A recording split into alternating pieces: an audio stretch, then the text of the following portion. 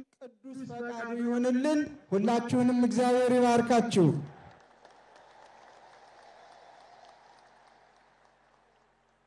ወንህነሰ ንሰብክ ክርስቶስሃ ዘተሰቅለ አንደኛ ቆሮንቶስ ምዕራፍ 1 ቁጥር 23 እኛስ የተሰቀለውን ክርስቶስን እንሰብካለን።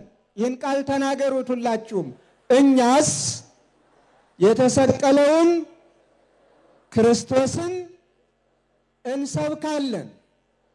ስለኛ የተሰቀለውን ስለኛ በቀራንዮ አደባባይ በምልዕልተ መስቀል ተሰቅሎ ደሙን ያፈሰሰውን እኛን ያዳነንን በመስቀሉ ሰላምን ያደረገውን የራቀውን ያቀረበውን ነፃነት ላጡ ነፃነትን የሰጠውን የተዘጋውን ከፍቶ ወደ መጀመሪያው ዘላለማዊ ደስታ ወዳለበት ወደ ገነት እንድንገባ የፈቀደውን ኃጢአተኞችን ያጸደቀውን ያነጻውን በአጠቃላይ የራቁትን ያቀረበውን በቸርነቱ የመገበንን የሚመግበውን ካለመኖር ወደ መኖር የፈጠረንን ሁሉንም የሚታየውንም የማይታየውንም የፈጠረውን ክርስቶስን አምላካችንና መድኃኒታችንን ኢየሱስ ክርስቶስን እንሰብካለን።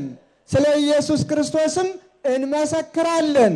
እንደ መላእክቱም ያለ ማቋረጥ ቅዱስ ቅዱስ ቅዱስ አሸናፊ እያል አሸናፊነቱን ዘላለማዊነቱን የገዢዎች ገዢ መሆኑን የአማልክት አምላክ መሆኑን ሁሉን የፈጠረ መሆኑን አምነን እናሳምናለን፣ እንሰግድለታለን፣ እንንበረከክለታለን። በዚህ ቃል ነው የምንመራው። እኛም የምንሰብከው የተሰቀለውን ክርስቶስን ነው ያለ ቅዱስ ጳውሎስ። አዎ ብዙዎቹ ለየራሳቸው አማልክቶችን አቁመው እንደመሰላቸው እንዳይምሯቸው ውጤትና እንዳስተሳሰባቸው ከሌሎች ከናንተ አማልክት የኛ ይበልጣሉ የሚሉ ነበሩና ከሰማይ የወረደውን ከቅድስተ ቅዱሳን ከድንግል ማርያም የተወለደውን ለሰው ልጆች ነፃነት የሰጠውን የኛን ዕዳ በደል የተቀበለውን ቁስላችንን በቁስሉ የፈወሰንን ሞታችንን በሞቱ ሞትን ድል አድርጎና ነስቶ ነፃነት ያጎናጸፈንን ክርስቶስን እንሰብካለን። መድኃኒታችን ኢየሱስ ክርስቶስን እናመልካለን ሲል በአደባባይ ሐዋርያው ቅዱስ ጳውሎስ መስክሮልናል። የኢትዮጵያ ኦርቶዶክስ ተዋሕዶ ቤተ ክርስቲያንም ትናንትም ዛሬም ነገም እስከ ዕለተ ምጽአት የምትሰብከው የምታምነው የምትናገረው የምትመሰክረው ቅዱስ ጳውሎስ ያስተማረውን ሐዋርያት ያስተማሩትን ከአምላካችን ከመድኃኒታችን ከኢየሱስ ክርስቶስ ቃል በቃል የተማሩትን ባደረበት አድረው በዋለበት ውለው ታምራቱን ተመልክተው ርሁባንን ሲመግብ ሲያጠግብ ሙታንን ሲያስነሳ ለምጻምን ሲያነጻ ድውያንን ሲፈውስ መጻጉን አልጋህን ተሸክመ ሂድ ብሎ ነፃነቱን ሲያወጅለት ያዩትን ነበርና የሰበኩት ያስተማሩንን ይዘን እንሰብካለን እናስተምራለን። ታዲያ አበው እንደሚሉት ጓሮ ሲያረጅ ምን ያበቅላል ነው የሚባለው? ንገሩኝ እስኪ። ጓሮ ሲያረጅ መጭ የሚባል ታውቃላችሁ? ኑግ መሰል ነው መሰለኝ፣ ግን የኑግ ፍሬ አይሰጥም። መሰል ነው። መሰል አደገኛ ነው። ብዙ ጊዜ ኑግ ይመስላል፣ ግን የኑግ ፍሬ አይሰጥም። ጓሮው ሲያረጅ ለሰው ልጆች የሚጠቅመውን ምግብ የሆነውን ማብቀሉን ይተውና ሙጃውን፣ አራሙቻውን፣ መጩን የመሳሰለውን ነገር ማብቀል ይጀምራል። ኢትዮጵያም ኢትዮጵያዊነቷ ያረጀ ይመስል ያረጀች አስመስለው ታላቋንና አንጋፋን ኦርቶዶክሳዊት ተዋሕዶ ቤተክርስቲያን ገና ሳይፈጠሩ በጣዖት አምልኮ በሰከሩበት ሰዓት ማንነታቸው ሳይታወቅ ክርስቶስን የምታመልከውን ክርስቶስን የምትሰብከውን ለክርስቶስ የምትገዛውን ታላቅና አንጋፋ ቤተክርስቲያን ስም ሲሰጧት እንሰማለን። ነውርም ሲያወጡላት እናያለን። እግዚአብሔር ይማራቸው፣ ይቅርም ይበላቸው፣ በቃችሁም እንዲላቸው የእግዚአብሔር ቅዱስ ፈቃዱ ይሁን። እኛስ የተሰቀለውን ክርስቶስን እንሰብካለን። ክርስቶስ በምንድን ነበር የተሰቀለው? በመስቀል ላይ። ዛሬ በእጃችን በያዝነው መስቀል፣ በአንገታችን ባደረግነው መስቀል አምሳል በቀራንዮ አደባባይ በዚህ መስቀል ነው የተሰቀለው ክርስቶስ። በዚህ በመስቀሉ የተሰቀለውን ክርስቶስን እንሰብካለን። ምን እያል? እንዲህ እያል ኃይልነ ወጽዮንነ ወሞገስነ ዝንቱ ውእቱ መስቀል። ይህ መስቀል ኃይላችን፣ ይህ መስቀል መጠጊያችን፣ ይህ መስቀል ሞገሳችን ነው እያል እንዲህ እያል ነው ሐዋርያው ጳውሎስ እንዳስተማረ። ይህ መስቀል ኃይላችን ነው። አምላካችን መድኃኒታችን ኢየሱስ ክርስቶስ ለዚህ መስቀል ኃይልን ሰጥቶታል። ጠላትን ገድሎበታል። ዲያብሎስን አርቆበታል፣ ገስጾበታል። ሞትን ድል አድርጎበታል። ነፃነትን አውጆበታል። ይህ መስቀል የአምላካችን የመድኃኒታችን የኢየሱስ ክርስቶስ ዙፋን ነው። ይህ መስቀል ለእኛ ለክርስቲያኖች አርማችን፣ መድኃኒታችን፣ ሞገሳችን፣ መመኪያችን ነው። ሐዋርያው ቅዱስ ጳውሎስ እንደነገረን በገላትያ መልእክቱ ከዚህ መስቀል በቀር ሌላ ትምክህት ከኔ ይራቅ ሲል እንዳስተማረን መስቀሉ ለኦርቶዶክሳውያን ለክርስቲያኖች መመኪያ ነው። መስቀሉ ለኦርቶዶክሳውያን ለኛ ለክርስቲያኖች ኃይልና ጽዮን ነው። ስለሆነም ነው ሐዋርያው ቅዱስ ጳውሎስ የተሰቀለውን በመስቀል የተሰቀለውን በመስቀሉ ሰላምን ያደረገውን ሰላምን ያወጀውን የራቅነውን ያቀረብነውን አምላካችንና መድኃኒታችንን ኢየሱስ ክርስቶስን እንሰብካለን ነው ያለ። ታዲያ የመስቀሉን ቃል ያልተረዱትን የመስቀሉ ቃል ያልገባቸውን አሁንም ሐዋርያው ቅዱስ ጳውሎስ እንደነገረን የመስቀሉ ቃል ለሚጠፉት ሞኝነት፣ ለኛ ለምንድን ግን የእግዚአብሔር ኃይል ነውና ብሎ እንዳስተማረን በዚሁ ቅድም በጠቀስኩት ምዕራፍ የመስቀሉ ቃል ላልገባቸው የመስቀሉን ነገር ላልተረዱ ሞኝነት ለሆነባቸው ቅድስት ቤተ ክርስቲያን በመስቀሉ የተሰቀለውን አምላካችንን ኢየሱስ ክርስቶስን ታስተምራለች፣ ትሰብካለች። ዛሬን ስናስታውስ የዕለቱን ባለታሪኮች ማስታወስ ግድ ነው። ቅድም ክቡር ከንቲባው አቶ ጎሹ እንዳላማው ጠቅሰውልናል። እነ ሌኒን በዓሉን ስናከብር ዕለቱን ማስታወስ ባለታሪኮችን ማስታወስ ግድ ነውና፣ በአንጻሩም በቤተ ክርስቲያን ላይ ፈተና ያደረሱትን በጊዜያዊ ኃይልና ጉልበት ትምክህት በቅድስት ቤተ ክርስቲያን ላይ ከባድ ፈተና የጫኑትንም እናስታውሳቸዋለን በመጠኑ የመስቀሉ ቃል ስላልገባቸው።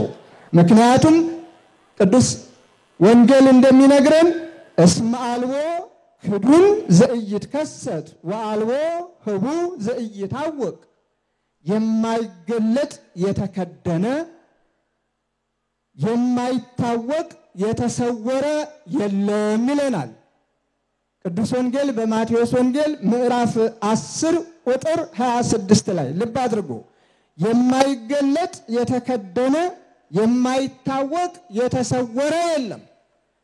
ብዙዎቹ እውነትን ሊቀብሩ ይፈልጋሉ። ብዙዎቹ የእውነትን ዳብዛ ለማጥፋት ይጥራሉ። ብዙዎቹ ከእውነት ሸሽተው እውነትን ቀብረው ታሪክን አጥፍተው ታሪክ የለሽ ስራ ሰርተው ትውልዱን ታሪክ አልባ ለማድረግ ብዙ ይሮጣሉ። በዘመኑም በጣዖት አምልኮ የሰከሩ ግፍንና መከራን በሰዎች ላይ የሚያጸኑና የሚያከብዱ ከባድ ሰዎች ነበሩ። እነ ዲዮቅልጥያኖስ እነ መክስሚያኖስ የተባሉ አብያተ ክርስቲያናት ይታጸዋ ብለው አብያተ ክርስቲያናት ይዘጉ፣ አብያተ ጣዖታት ይከፈቱ የሚል አዋጅ አውጀው ክርስቲያኖች ከዋሉበት እንዳይውሉ ካደሩበት እንዳያድሩ እግዚአብሔርን እንዳያመሰግኑ ለእግዚአብሔር እንዳይገዙ የግፍ ግፍ የሚፈጽሙ ክርስቲያኖችን ከአራዊት ጋራ የሚያታግሉ በመጋዝ የሚሰነጥቁ በሰይፍ የሚቆርጡ የሚቆራርጡ ግፈኞች ነበሩ። እግዚአብሔር ግፈኞችን ለጊዜው ዝም ብሎ ያያል። ግን ዝምታው ጊዜያዊ እንጂ ዘላለማዊ አይደለም። ክብር የሚቀበሉትም ክብርን ይቀበሉ ዘንድ ግፈኞችም የንስሐ ጊዜ ካላቸው ንስሐ እንዲገቡ የንስሐ ጊዜ ከሌላቸው ደግሞ ኃጢአታቸውን ፈጽመው የኃጢአታቸውን ዋጋ እንዲቀበሉ ከሱ ማን የሚርቅበት የሚሸሸግበት የሚደቀበቅበት ጊዜ የለምና ይጠባበቃቸዋል። ጊዜ ለንስሐም ይሰጣቸዋል። ይሁን እንጂ እነዚህ ሰዎች የንስሐ ጊዜ አልነበራቸውም። የርኅራኄም ልብ አልነበራቸውም። የተሰቀለውን ክርስቶስን ክርስቲያኖች ሲሰብኩና ሲያመልኩ እነሱ ደግሞ እነሱ ያቆሙትን ምስል መናገር መጋገር የማይችለውን እዚህ ግባ የማይባለውን ቅዱስ ዳዊት እንደተናገረው ዓይን እያለው የማያየውን ጆሮ እያለው የማይሰማውን እግር እያለው የማይራመደውን እጅ እያለው የማይዳስሰውን ምን መልስ ሰጪ ያልሆነውን ጣዖት በአይምሯቸውም ስለው በሰውነታቸውም ቀርጸው ያመልኩ ነበረ። እግዚአብሔር የክርስቲያኖችን ግፍ ተመለከተ፣ ጸሎታቸውንም ሰማ። ምክንያቱም ድምፃቸውን ከፍ አድርገው ወደ እግዚአብሔር ጮኸዋልና፣ ወደ እግዚአብሔር የጮኸ ደግሞ መልስ ማግኘቱ የማይቀር ነው። የሚያገኘውን መልስ ደግሞ ዘላለማዊ ደስታና ክብር ድል አድራጊነትም ነው። ስለዚህ በዚያ ዘመን እግዚአብሔር ማንን አስነሳ? ቅድም እንደተነገረ ቅድስት እሌኒን አስነሳ። ታሪኳ ብዙ ነው። በሷም ብዙ ግፍ ተፈጽሞባታል። ያላበሷ ያለ ስሟ ያለ ኃጢአቷ ስም ተሰጥቷት እንድትሰደድ እንድትጣል ተደርጋለች። እግዚአብሔር ግን በኪነ ጥበቡ አሻግሮ የንጉሠ ነገሥት ሚስት እንድትሆን አድርጓል። ከዚያም ከአሕዛብ ወልዳለች። የወለደችውም ልጅ ቆስጠንጢኖስን በስራት በሞገስ ክርስቶስን እንዲያመልክ ስለ ክርስቶስ እንዲመሰክር እንዲናገር እግዚአብሔርን እንዲፈራ በጥበብ እግዚአብሔር በፈሪሃ እግዚአብሔር በፍቅረ ቢዝ ስላሳደገችው እነሆ በግፍ ጥበብ የጎደላቸው ማስተዋል የተሳናቸው ክርስትና መሰናከያ የሆናቸው አሕዛብና ሌሎቹም ሞኝነት የመሰላቸው የክርስቶስን መስቀል ታምራት ሲደረግ በማየታቸው ሙታንን ሲያስነሳ በማየታቸው ድውያንን ሲፈውስ በማየታቸው ይህ እስከ መቼ ይሆናል እኛ ባለንበት ሀገር ብለው በአንድ ቦታ ላይ ቀብረው የከተማው ቆሻሻ በሙሉ ማጠራቀሚያ ሆኖ ተራራ እስከሚያህል ዳብዛው ስሙ እስከሚጠፋ ከ326 ዓመታት ያላነሰ ብዙና ብዙ ግፍን ፈጽመው ነበረ። እግዚአብሔር እሌኒን አስነሳ። እሌኒ መስቀሉን ፈለገች። ወደ ጥንት ሀገሯ ወደ ኢየሩሳሌምም ተመለሰች። በአካባቢው የነበሩትንም የሀገር ሽማግሌዎች እነ ኪራኮስን ጠየቀች። የት እንደሆነ ማን እንደቀበረው የት ላይ እንደተቀበረ መረመረች። በጥበብ እግዚአብሔር ነበርና የሄደችው በሽማግሌዎችም ምክር እነሆ ወደ እግዚአብሔር ምልጃዋን አቀረበች፣ ጸሎቷን ጸለየች። ምክራቸውንም ተቀበለች፣ ደመራንም ደመረች፣ ዕጣንንም አጤሰች። ከዚያ በኋላ ፈቃደ እግዚአብሔር ሆኖ ዕጣኑ ሰማየ ሰማያት ወጥቶ ተመልሶ መስቀሉ ወደ ተቀበረበት ሰው በጣቱ ይህ ነው ብሎ እንደሚጠቁም ያህል እሱም ጠቆመ። ከዚያም ላይ ሲቆፈር እነሆ ለዘመናት ተቀብሮ የነበረው መስቀል የአምላካችንና የመድኃኒታችን የኢየሱስ ክርስቶስ በቀኝ በግራው የተሰቀሉትም መስቀሎች ተገኙ። የአምላካችንን የኢየሱስ ክርስቶስን መስቀል ከነዚያ ለመለየት ደግሞ ተአምራት እንዲያደርግ ሕሙማን እንዲፈውስ በሁሉም ላይ ሲያቀርቡት የክርስቶስ መስቀል ተአምራት አደረገ። መስቀሉ ከተቀበረበት ወጣ። ምክንያቱም የተሰወረ የማይገለጥ የተከደነ ተሸፍኖ የሚቀር አንዳች ነገር የለምና እግዚአብሔር በወዳጁ አድሮ እነሆ ዛሬ መስቀሉን በዚህ አይነት መልኩ እንድናከብረው የታሪካችን ባለቤት የበጎ ነገር አብነት የሆነችውን ቅድስት እሌኒን በአንጻሩም አብያተ ክርስቲያናት ተዘግተው ነበርና አብያተ ክርስቲያናት እንዲከፈቱ አብያተ ጣዖታት እንዲዘጉ የወሰነውን ልጇን ታላቁን ቆስጠንጢኖስን ዛሬ እናስታውሳቸዋለን። በረከታቸው ይድረሰን። መስቀሉ ከተቀበረበት ለወጣበትና በዓሉን ነው የምናከብረው። ወጣበት ሌላ ታሪክ አለው። እግዚአብሔር ይህንን ቀን እንድናከብር ስለፈቀደልን ክብርና ምስጋና ለእርሱ ይሁን እያልኩ እንኳን ደስ አላችሁ፣ ደስ ይበለን። ለዚህ ነው ቅዱስ ዳዊት አስቀድሞ በትንቢቱ ወሀብኮሙ ትምህርተ ለእለ ይፈርሁከ ከመ ያምስጡ እምገጸ ቅስት ወይድኃኑ ፍቁራኒከ ከቀስት ፊት ያመልጡ ዘንድ ለሚፈሩህ ምልክትን ሰጠሃቸው ወዳጆችህ እንዲድኑ። መዝሙር 59 በቅንፍ 60 ቁጥር 4 ላይ የምናገኘው ነው። ምልክት የመስቀል ምልክት ድል ያደረገው ቆስጠንጢኖስ በመስቀሉ ምልክትነት ነው። መስቀል የድል አድራጊነት ምልክት ነው። መስቀል የድልም አርማ ነው። በመስቀሉ ርኩሳን መናፍስትን እንገስጽበታለን። በመስቀሉ ሕሙማንን እንፈውስበታለን። በመስቀሉ አማትበን ራሳችንን እንባርክበታለን። የእግዚአብሔር ማደሪያዎቹ ዙፋኖቹ እንሆን ዘንድ ከሰይጣን መሳሪያነት ሰውነታችንን ሰይጣን በመሳሪያነት እንዳይጠቀምበት እናነጻበታለን፣ እንባርክበታለን። ለዚህም ነው የኢትዮጵያ ኦርቶዶክስ ተዋሕዶ ቤተክርስቲያን ከካህናቱ እስከ አማኝ ልጆቿ እናቶች በቀሚሳቸው በአንገታቸው መስቀሉን በማስጠለፍ በሰውነታቸውም ሳይቀር ካህናቱም በመስቀል የሚባርኩበት በእጃቸውም የመጾር መስቀልን ብለን ቅድም ባያችሁት ሲሰበክበት በነበረው በዚህ አይነት መልኩ በቤተ ክርስቲያኒቷም ላይ በጉልላቱ መስቀልን ከፍ አድርገን እናሳያለን። ከዚህም የተነሳ መስቀል ኃይልነ ብለን መስቀል ኃይላችን ነው፣ መስቀል መጠጊያችን ነው፣ መስቀል ቤዛችን ነው፣ መስቀል ሞገሳችን ነው፣ መስቀል መድኃኒታችን ነው ብለን መስቀሉን ከፍ አድርገን እንድናከብረው እግዚአብሔር ሰጥቶናልና ስሙ የተመሰገነ ይሁን። እግዚአብሔር ይባርክልን።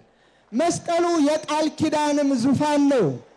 አትርሱ ይሄንን ቅድም የተነበበውን ወንጌል። መስቀሉ የቃል ኪዳን ዙፋን ነው። በመስቀሉ ላይ ያለ ነው መድኃኒታችን ኢየሱስ ክርስቶስ ለዮሐንስ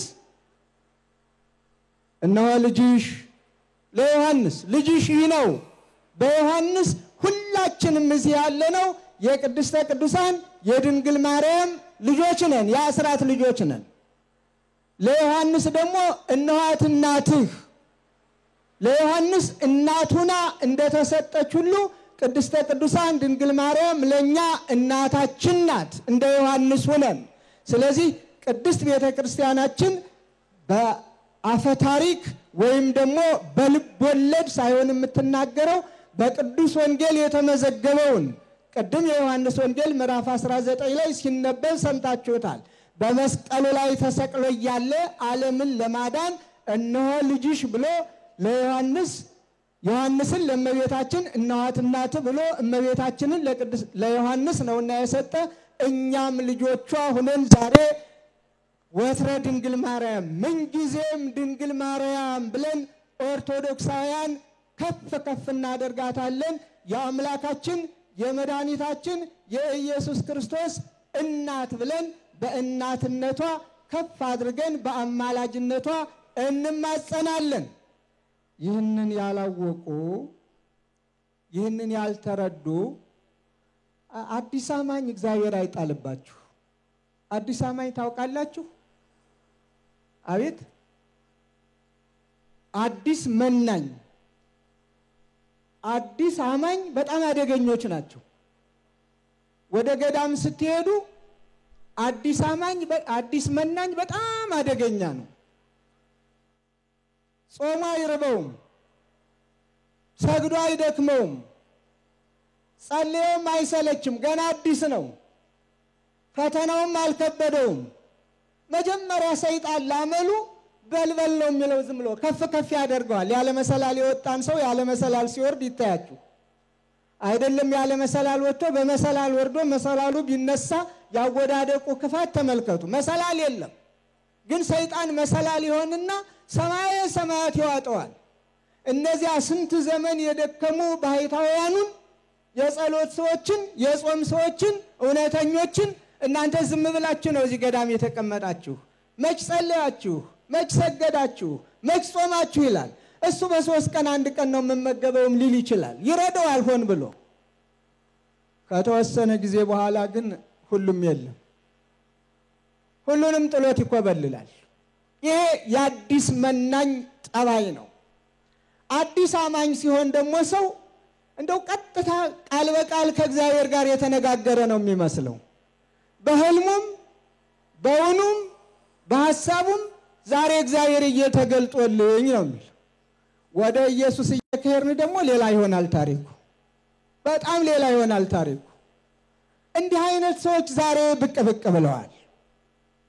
ይልቁንም በዓል ስናከብር ህዝባዊ በዓላት ህዝብን ከህዝብ የሚያገናኝ ሰላምን ፍቅርን የምናውጅበትን አብረን እንብላ፣ አብረን እንጠጣ፣ እንተዛዘን፣ ሰላም ይኑረን፣ ጎረቤት ከጎረቤቱ፣ መንደር ከመንደሩ፣ ሀገር ከሀገሩ፣ ቤተሰብ ከቤተሰቡ፣ ባል ከሚስቱ፣ ሚስት ከባሉ፣ ልጆች ከወላጆቻቸው፣ ወላጆች ከልጆቻቸው ጋራ በሰላም እንኖር ብላ ቤተ ክርስቲያን በምታውጅበት ጊዜ በዓሉ እንዲደበዝዝ፣ መልኩ እንዲቀየር፣ ሐሳቡ እንዲለወጥ፣ ከአደባባይ በዓልነት ወደ ቤት እንዲመለስ በክፉ ሴራና ምቀኝነት እዚህ ግቡ የማይባሉ ሕፃናት ገና ተወልደው ያላደጉ ሳይቀሩ ራሳቸውን ከመካሪ ካስተማሪ ገና ያለዩ አስተማሪዎቹ ነው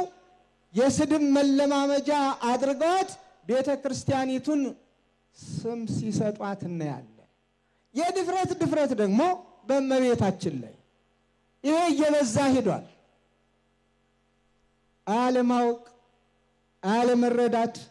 ማን ነው ከእናንተ ውስጥ አንድ ጓደኛችሁ ወላጅ እናትን አጣሎ ፎቶዋን መቅደድ አይደለም ማጨማደድ አይደለም ስም አጠራሯን ዝቅ አድርጎ ቢጠራ የሚታገስ ማን ነው? እሱ ካለ ልጅነቱ ያጠራጥራል። የእናት ፍቅር የሌለውም ያሰኘዋል ካለ ዝም የሚል። ለዚህም ነው ኦርቶዶክሳውያንም እናታችን ስትነካ ዝም የማይሉት። እኔና እኔን መሳዮች ለማስታመም ለማስተማር ትዕግስትን ለማዘውተር ቀስ በቀስ ብለን በሕግ እንሂድ ስንል ወጣቱ ደግሞ ትዕግስቱ ያልቅና ለምን ይላል። ለምን አልክ አንለውም። እናቱ ናታ የተገሰጸች፣ የማይደፈር ነዋ የተደፈረው። ስለዚህ ለዚህ ልብ አድርጉ። በተለይ መልእክቴ ለሁሉም እገሌ ወገሌ ሳንል ይልቁንም ለሃይማኖት ሰዎች ለሃይማኖት መሪዎች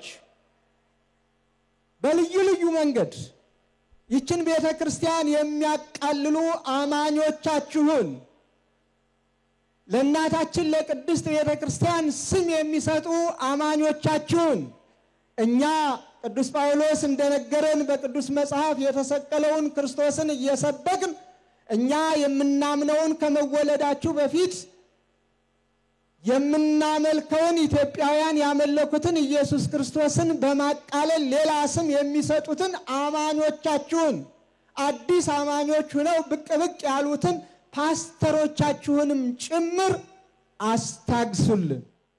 በቃ በሉልን። በቃ በሉልን። በጋራ ሀገር በጋራ እንኑር። በጋራ ሀገር በጋራ በሰላም እንኑር። ለሀገር እድገት እንጣር። ለሀገር ሰላም እንሩጥ። ስንት የምንሰራው ስራ መች ጠፋና? በግጭት ላይ ግጭት እንፈጥራለን። በጦርነት ላይ ጦርነት ማወጅስ ተገቢ ነው?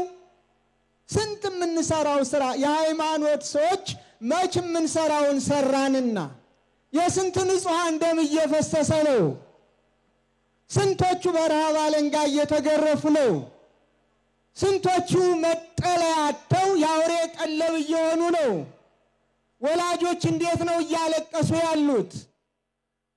ስንቶቹ በሰላም ከቤት ወጥተው ከቤት መግባት ተስኗቸው ወደ ጥንት ተመልሰን ሰው ክቡር ሲሆን ክቡርነቱ ተቃሎ በገንዘብ የሚሸጥበት የሚለውጥበት ይህን ገንዘብ ካላመጣ አንለቀውም የሚባልበት የሞት ፍርድ የሚፈረድበት ዘመን ላይ ደርሰን ስንት ክርስቲያኖች እግዚአብሔርን በማምለካቸው የተሰቀለውን ክርስቶስን በመስበካቸው ባሉበት እንዳያድሩ ግፍ እየተፈጸመባቸው ባሉበት ዘመን ላይ እኛ ኦርቶዶክሳውያን የሃይማኖት ሰዎች የትኛውም ሃይማኖት ሰዎች ለሀገር ሰላም፣ ለሀገር ፍቅር፣ ለወገን አንድነት፣ ለሁሉም ሰላም ጥረት ማድረግና በቃ ይበቃል በምን ችግሩን እንፍታው ብለን መከራ በማየት ፋንታ እንደገና በጦርነት ላይ ጦርነት ይልቁንም የሃይማኖት ጦርነት እጅግ የከፋ ነው።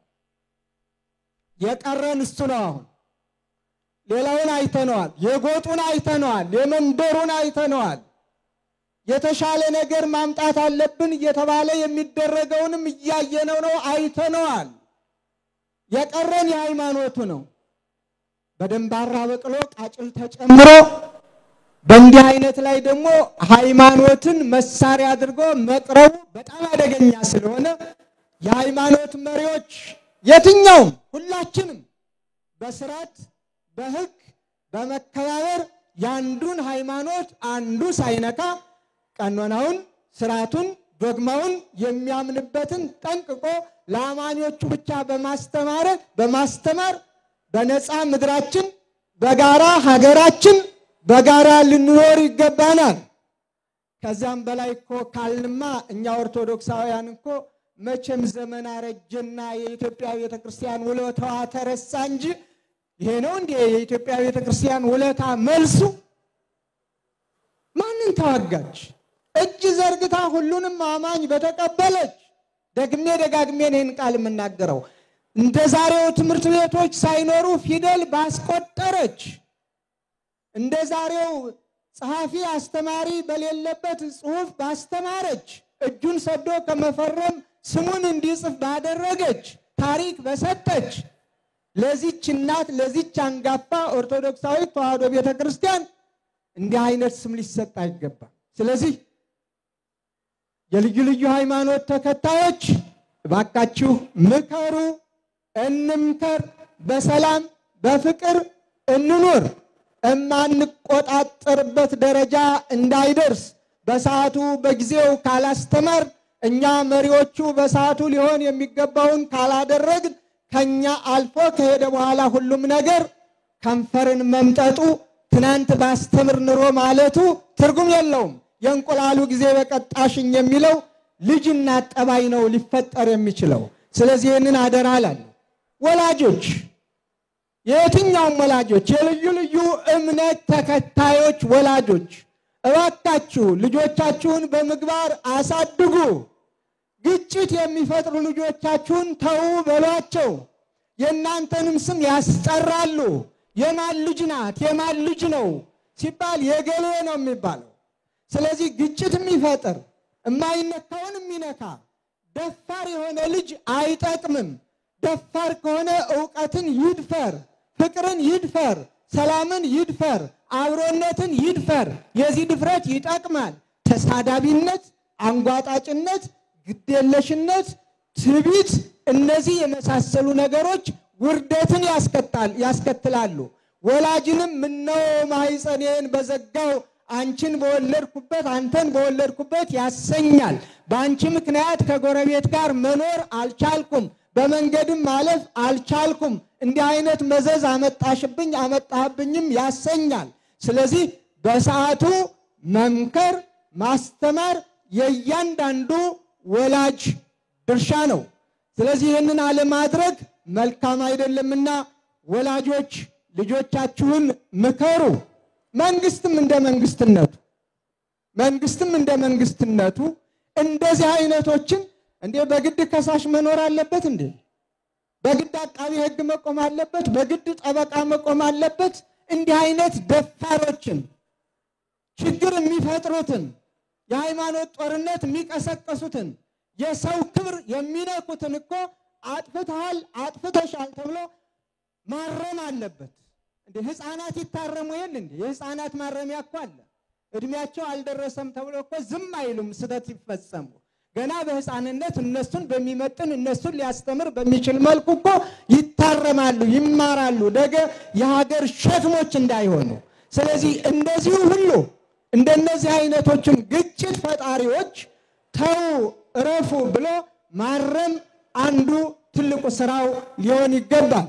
ስለዚህ ሁላችንም ድርሻችንን ይዘን ከሰራን ሀገራችን ሰላም ይኖራታል፣ ፍቅር ይኖራታል፣ አንድነት ይኖራታል። ማንም ሰው የራሱን እምነት ብቻ ይስበክ፣ በተፈቀደለት ቦታ በራሱ ክልል በራሱ የራሱን ስርዓት ሕግ እምነት መናገር ይችላል። በየአደባባዩ እየወጡ በየመንገዱ እየቆሙ ይችን ታላቅ ቤተክርስቲያን መሳደብ፣ ማንጓጠጥ፣ ስም መስጠት የተለመደ ሆኗል። ብዙዎች አንገታቸውን እየደፉ እየሄዱ ነው። ብዙዎችም ደግሞ ለምን በሚል በልክ የእሳት ራት እየሆኑ ነው። ይህ ሁሉ አይጠቅምምና ተመካክረን ተነጋግረን ሰላምን እንፍጠር እያልኩ መልእክቴን አስተላልፋለሁ። ሌላው እኛ ኦርቶዶክሳውያን ምንጊዜም ቢሆን በማንም ወሬ የማንሸበር የማንሸማቀቅ ትምክህታችን ለኛ መስቀሉ መሆኑን አምነን በየትኛውም አደባባይ ሳንፈራ ሳናፍር እንደ አባቶቻችን እንደነ ቅዱስ ቆስጠንጢኖስ በዚህ ድል ታደርጋለህ፣ በዚህ መስቀል በዚህ ትምህርተ መስቀል እንደተባለው ይህ መስቀል የድል አርማችን ነውና መስቀላችንን ይዘን ሰላምን እናውጅ፣ ሰላምን እንስበክ፣ ፍቅርን እንስጥ። እውነት ይስረጽ፣ እውነት ይሰራ፣ እውነት ይነገር። ከእውነት ውጭ የሆነው ነገር ሁሉ የማይጠቅም መሆኑን እንረዳ። አስታራቂዎች፣ ሸምጋዮች እንሁን። የየትኛውም አንተምተው ከማለት በስተቀር ከዚያ ውጭ ያለፈ ምንምን አንሁን። ለሰላም ብቻ እንቁም ብላ ቅድስት እናታችሁ ኦርቶዶክሳዊት ተዋሕዶ ቤተክርስቲያን መልእክቷን ታስተላልፋለች። ከዚህ ውጭ አሁን አምሮብን በብዙ የሚቆጠር ሕዝብ ሲኖር በአንድ ድምፅ አንዱን ድምፅ የሚተላለፈውን መልእክት በመስማት እጅግ የሚያኮራ ነው። እንደ ዛሬ ሁሉ በሰማያዊት በኢየሩሳሌም በክብር ይሰብስበን። ከዚህ ወጥተን መስቀል ነውና በየመንደሩ ደግሞ ደመራ ደምረን እግዚአብሔርን እናመሰግናለን። ይህ በአዋጅ በአንድነት በቤተ ክርስቲያን ልሳን እያከበርን ያለነው በዓል ነው። በቤተ ክርስቲያን ደግሞ በየአጥቢያው በየመንደሩ ደግሞ እናከብራለን። እንደ ባህሉ እንደ ስርዓቱ ሃይማኖታዊ ባህሉን ጠብቆ ሃይማኖታዊ ስርዓቱን ጠብቆ ሃይማኖታዊ ትውፊቱን ጠብቆ ሃይማኖታዊ ክብሩን ጠብቆ በመተዛዘን የተራበውን በመመገብ የተቸገረውን በመርዳት ብቸኛ የሆነውን አለው ወንድምህ ነኝ እህትህ ነኝ እህትሽ ነኝ ወንድምሽ ነኝ በማለት የተቸገረውን በመርዳት እንድናከብረው አባቶቻችን አስተምረውናል። ስለዚህ በዓሉን ስናከብር ሁልጊዜ በስካር የምናከብረው በዓል የለንም፣ በመጠጥ የምናከብረው በዓል የለንም። በዝማሬ በእልልታ አብሮ በመብላት ከስካር ውጭ በሆነ መንገድ የተጣሉትን በማስታረቅ እግዚአብሔርን በማመስገን እንደ ዛሬ ሁሉ ለሚመጣው ዓመት ደግሞ እንዲያደርሰን ዛሬ መስቀልን ምድሪቱም ታከብረዋለች። ተራሮቹ፣ ኮረብቶቹ፣ ሸለቆቹ ሁሉ ስታዩቸው በአበባ አጊጠው አሸብርቀው አበቦችን ስናያቸው ትምህርተ መስቀል ነው የሚሰሩት ሁሉም። በዚህ አይነት መልኩ ቤተክርስቲያናችን ምድሪቱም ታከብረዋለች። ከላይ ከሰማይ ቅዱሳን መላእክቱ በአንድነት የሚያከብሩት የአምላካችንና የመድኃኒታችን የኢየሱስ ክርስቶስ ዙፋን ስለሆነ ከፍ አድርገን እናከብረዋለን። ስለዚህ እኔና እናንተ እኛስ የተሰቀለውን ክርስቶስን እንሰብካለን፣ እናስተምራለን። መስቀሉን ስናከብር መስቀሉ በክርስቶስ ደም ስለከበረ፣ መስቀሉ ጥላቻ ስለተወገደበት፣ መስቀሉ ፍቅር ስለታወጀበት፣ መስቀሉ ሰላም ስለሰፈነበት፣ የሰላም አዋጅም ስለተነገረበት፣ መስቀሉ ለእኛ ቅድስተ ቅዱሳን ድንግል ማርያም እናቱና የተሰጠችበት፣ እኛም ልጆቿ ሁነን የተሰጠበት ዕለት ልዩ ስለሆነ በዚህ አይነት በዓለ መስቀሉን እናከብራለንና ማንም ማን እንደፈለገ ተነስቶ በሚለው አስፈላጊውን መልስ ቤተክርስቲያን ትሰጥበታለች። በየደረጃችን ሀገረ ስብከቱ እንደ መንበረ ፓትርያርኩ ከታች እስከ ላይ ተናበን እንሰራለን። የቅድስት ቤተክርስቲያናችንን ክብር ለመጠበቅ ለማስጠበቅ ከምን ጊዜውም በላይ ማንም ማን ላያስቆመን ወደፊት እንድንል እንገደዳለን። ከሃይማኖት ሌላ ምንም የለንም። ምንም ይምጣም በሃይማኖታችን ማንም ማን ሊነካን ሊደፋፈር ሊለማመድብን ሊተቸን አይገባውም። እኛም አንተቸውም፣ እሱም አይተቸንም። እንተችም አካል ብዙና ብዙ ማለት ይቻላል። ግን ምን አለ ይቺ ቤተክርስቲያን ይቅርታ ትንሽ መስቀሉንም ስናበራው እንደው ጨለም እንዲል ብዬ ነው ሰዓት እየወሰድኩ ያለሁት። አለበለዚያ በቀን ብናቀጣጥለው በደንብ ስለማይተየን ነው። እንደው ይታያችሁ የኢትዮጵያ ቤተክርስቲያን እኮ ከሃይማኖት ባሻገር ይዩት። ሃይማኖቱ እንዳለ ሆኖ ስርዓቱ እንዳለ ሆኖ ትውፊቱ እንዳለ ሆኖ እንዴ ዓለምን የምትስበው የምትጠራው ለብዙዎቹ የዓመት ምግብ የዓመት ልብስ የዓመት ቀለብ እንዲይዙ የምታደርግ ይህች ቤተክርስቲያን አይደለችም እንዴ? ለበዓለ መስቀሉ ለበዓለ ጥምቀቱ ስንት ጎብኚዎች ናቸው ከሀገር ውጭ ወደዚህ የሚመጡት? እስቲ እንወዳደር ካል ይሄስ ውለታ አይደለም እንዴ? እና ውለታ ቢስነት ጥሩ አይደለም። ነገረ ጫሪነት ጥሩ አይደለም። እባካችሁ ነገር አትጫሩብን። ደግሞ የሚገርመው ጅራፍ ራሱ ገርፎ ነው የሚባለው። የሚጮኸው ራሱ ነው። ራሳቸው ጮኸው አስጮኸው ኋላ ይችሉበታል። ዘዴውን መቼም በደንብ ተክነውበታል። የኛን የዋሁን ለምን ብሎ ግፍት ሲል እዳ በደሉን እዚያ ወጣት ላይ እዚያ ካህል ላይ ይዘረግፉታል። ይሄ በእግዚአብሔር ፊት አያዋጣም። የሽንገላ ከንፈር ሁልጊዜም ዝም የሚልበት ጊዜ ይመጣል። መስቀሉን የደፈኑት ዝም ብለዋል። መስቀሉን የቀበሩት ዝም ብለዋል። ሀፍረትንም ተከናንበዋል። ምክንያቱም መስቀሉ ከረጅም ዘመናት በኋላ ሲወጣ የነሱ ታሪክ ነው የጠፋው። የመስቀሉ ታሪክ እንደገና ሕያው ሆኖ ተነስቷል። የኢትዮጵያ ቤተክርስቲያን ታሪክ በሰዓቱ በጊዜው ብዙዎቹ ለመቅበር ጥረዋል። እነሱ የሉም። ኦርቶዶክሳዊ ተዋሕዶ ቤተክርስቲያን አለች። ዛሬም አለች፣ ነገም አለች፣ ከነገ ወዲያም ትኖራለች። የገሃነም ደጆች ልጆች በምንም ይሁን በምን ለጊዜው ይምሰላቸው እንጂ ሊቋቋሟት ሊያነዋውጧት መሰረቷን ሊገለባብጡት ፈጽሞ አይችሉምና በፍቅርና በሰላም ለመኖር ራሳችሁን ግዙ፣ ራሳችንን እንግዛ፣ በጋራ ሀገር የጋራ ኑሮ እንኑር የቅድስት ቤተክርስቲያን መልእክት ነው። ኦርቶዶክሳውያን የኢትዮጵያ ኦርቶዶክስ ተዋሕዶ ቤተክርስቲያን ልጆች ወጣቷ፣ አዛውንቱ፣ ባልቴት፣ ሽማግሌው ለሃይማኖታችሁ ቀናአያን ሁኑ፣ ለሰላም ሩጡ፣ ሰላምን ስበኩ፣ ተናገሩ፣ ፍቅርን አምጡ። የነጻነት አምላክ ነጻነቱን እግዚአብሔር ያውጅልን፣ ፍቅሩን ይስጠን፣ ሰላሙን ያብዛልን። እግዚአብሔር ከሁላችን ጋር ይሁን። እንኳን ለብርሃነ መስቀሉ አደረሳችሁ። እንደ ዛሬ ሁሉ ለሚመጣው ዓመት እግዚአብሔር ያድርሳችሁ። እግዚአብሔር ይባርካችሁ።